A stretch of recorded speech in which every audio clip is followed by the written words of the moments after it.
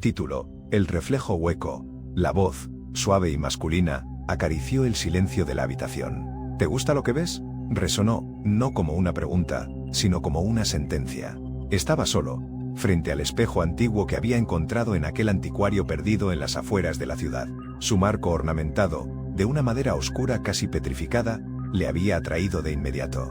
Ahora, bajo la tenue luz de la habitación, se veía a sí mismo, un hombre cansado, con la sombra del estrés dibujada en las ojeras y un incipiente rictus de amargura en la comisura de los labios. Pero algo no estaba bien. Su sombra en el espejo se movía con una independencia perturbadora. Mientras él permanecía quieto, su reflejo gesticulaba, una mueca deforme que no correspondía con la expresión de su rostro.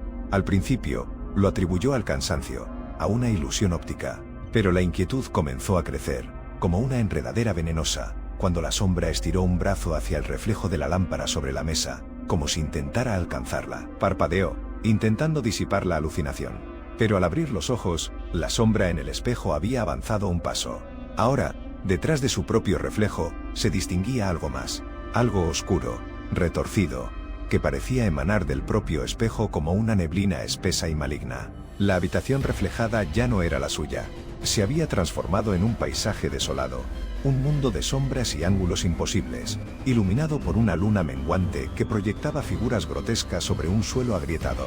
Un escalofrío recorrió su espina dorsal. Retrocedió instintivamente, pero se detuvo al escuchar de nuevo la voz. Esta vez, era un susurro ansioso, cargado de pavor. No mires directamente al espejo. Demasiado tarde. Sus ojos se habían fijado en la imagen distorsionada que se extendía detrás de su reflejo.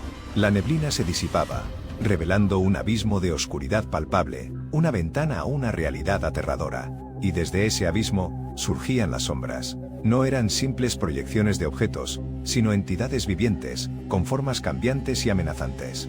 Se alargaban, se retorcían, se arrastraban por las paredes del mundo reflejado, como si estuvieran desesperadas por escapar. Una de las sombras, más grande y grotesca que las demás, se separó del conjunto y se deslizó hacia su reflejo. Sintió un terror paralizante al verla fundirse con su propia sombra en el espejo, como si dos piezas de un rompecabezas macabro encajaran a la perfección. La sombra creció, se hinchó, deformando su reflejo hasta convertirlo en una caricatura monstruosa de sí mismo. Intentó apartarse del espejo, pero sus pies parecían pegados al suelo. La voz gritó, ahora gutural y desesperada, desde el interior del reflejo. ¡Huye! No dejes que te atrapen. Pero ya era inútil. La sombra, ahora completamente separada de su reflejo, se extendió desde el espejo hacia la habitación. Era fría, viscosa, y lo envolvía como una mortaja. Sintió cómo su mente se desgarraba, su cordura se desvanecía, mientras era arrastrado hacia el mundo oscuro y retorcido del espejo. Luchó, gritó, intentó aferrarse a la realidad, pero la sombra era demasiado fuerte. Lo arrastró a través del espejo, a través de la ventana a otra dimensión, donde la luz era una rareza y el horror era la única constante. Cayó en un vacío de sombras y silencio, donde las formas grotescas danzaban a su alrededor, y las voces susurraban secretos inenarrables. Ya no era él mismo, era una parte más del mundo del espejo, una sombra entre las sombras, destinado a vagar eternamente en la oscuridad.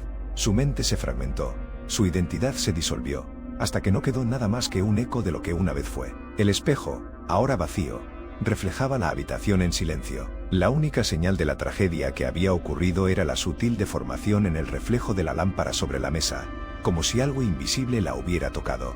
Afuera, la noche continuaba su curso, ajena al horror que se había desatado en aquella habitación. Pero en el mundo del espejo, las sombras celebraban su victoria. Habían encontrado una nueva presa, una nueva alma para alimentar su oscuridad. Y en lo profundo del abismo, una voz, ya no humana, sino un eco distorsionado de la que una vez fue, susurraba sin cesar. ¿Te gusta lo que ves? ¿Te gusta lo que ves?